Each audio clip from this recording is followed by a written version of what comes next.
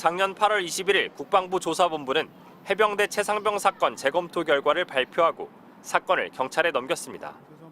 이종섭 당시 국방부 장관은 자신은 중간 보고를 받지 않았다고 강조했습니다.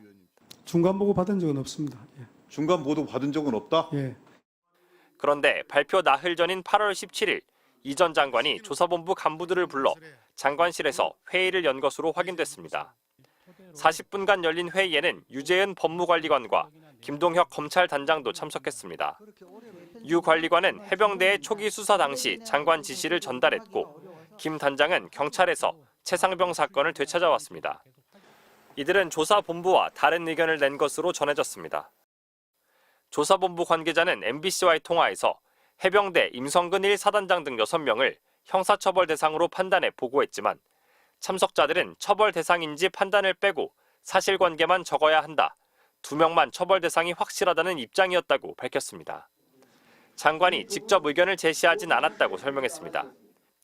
조사본부는 결국 대대장 2명만 처벌 대상으로 범죄 혐의를 적시하고 임성근 사단장 등 4명에 대해선 사실관계만 정리한 결과를 경찰에 넘겼습니다. 극히 이례적인 방식입니다. 이 전 장관은 당시 회의를 열었다고 인정하며 언제 어떻게 결과를 발표할지 논의했을 뿐 중간 보고는 아니었다고 해명했습니다. 유재은 법무관리관은 수사 중인 사안이라며 답변을 피했고 김동혁 검찰단장은 아무런 답변이 없었습니다.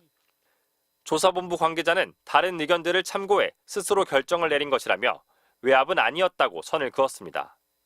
고위공직자범죄수사처는 당초 8명을 처벌 대상으로 본 해병대 수사단 판단이 국방부에서 최종 2명까지 줄어든 과정을 면밀히 검토하고 있습니다. MBC 뉴스 정상빈입니다. 저희 MBC 법조팀도 계속해서 이 내용을 취재해 오지 않았습니까? 네. 첫 번째 해병대 수사단 단계에선 이 윤석열 대통령의 경로 때문에 장관이 축소를 지시했다는 의혹 제기됐었죠. 예. 다만 대통령이 경로했다는 발언의 당사자로 지목된 이 김계환 해병대 사령관이 자신은 그런 말 한 적 없다고 부인하면서 이 진실 공방이 벌어진 상황입니다. 네.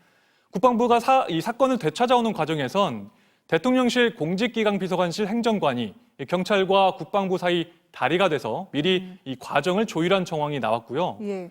기록을 받아온 국방부 수사관조차 이 절차상의 문제가 있었다고 이 공수처에서 진술한 사실도 저희가 보도를 해드렸습니다.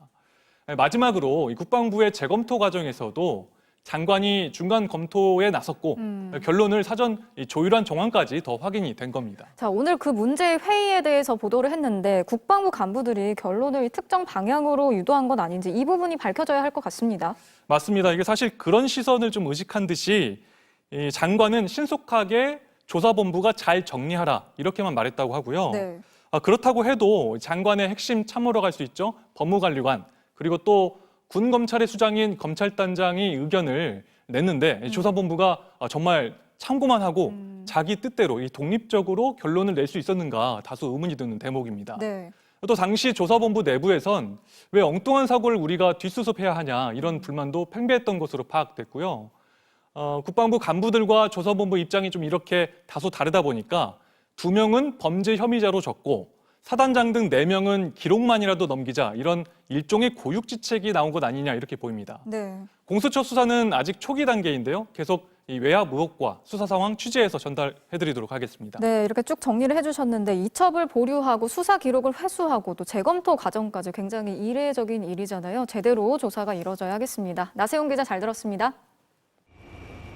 해병대 수사단이 최상병 사망 사건을 경북경찰청에 넘긴 지난해 8월 2일 국방부 검찰단 소속 수사관 이모 중사는 이첩 8시간여 만인 저녁 7시쯤 경북경찰청에 도착해 수사 기록 2건을 회수했습니다.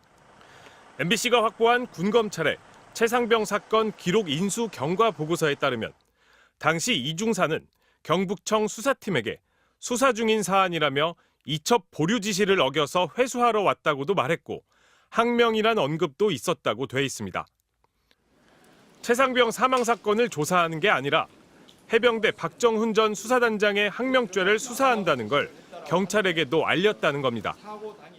고위공직자 범죄수사처가 작년 연말 이 중사를 조사하면서 항명죄 증거를 확보하면서 압수수색 또는 임의 제출 형식을 거쳤는지 확인하자 이 중사는 자신도 당시 회수 과정에 절차상 문제가 있다고 생각했지만 검찰단장 지시에 따랐다는 취지로 진술했습니다. 통상 수사기관이 증거를 이미 제출받을 때는 뭘 수사하는지 설명하고 동의를 받았으며 어떤 자료를 넘겨받았는지 근거를 남깁니다. 당시 국방부 검찰단과 경북경찰청은 누가 수사기록 2건을 받아갔는지 당사자 2명이 서명한 인계인수증 1장만 남겼습니다. 범죄 혐의나 구체적인 회수 경위는 없었습니다. 공수처는 이중사 진술에 따라 국방부 검찰단 지휘부에게 직권남용 혐의 적용이 가능한지 검토하고 있습니다. 사건 회수 과정의 절차적 문제는 서류를 넘긴 경찰도 인식한 것으로 보입니다. 해병대 수사단은 경찰에게 종이에 인쇄한 수사 기록을 넘겨주는 동시에 전산상으로도 이첩 공문을 발송했습니다. 경찰은 국방부가 수사 기록을 찾아간 뒤에도 전산상 공문은 결제하지도 반송하지도 못했습니다. 국방부는 19일 뒤 최상병 사건 수사 결과 재발표 날 반송 처리를 요청했고 경찰은 그제야 공문을 반송했습니다. MBC는 이중사에게 회수 과정을 확인하려고 수차례 연락했지만 이중사는 답이 없었습니다. MBC 뉴스 윤상문입니다.